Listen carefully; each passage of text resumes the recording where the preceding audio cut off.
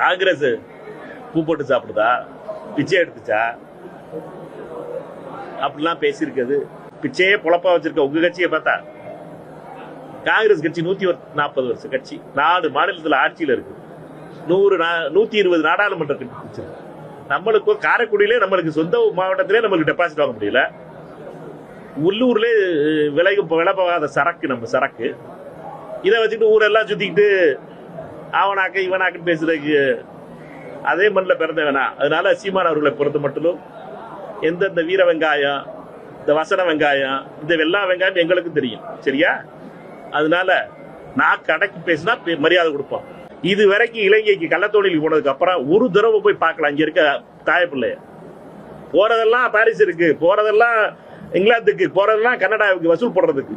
பேசுறது இங்க இருக்க இலங்கை தமிழர்களை பத்தி. அவ்வளவு ஆர்வமான ஆளா இருந்தா இலங்கை தமிழர்கள் போய் பார்த்திருக்கணும்.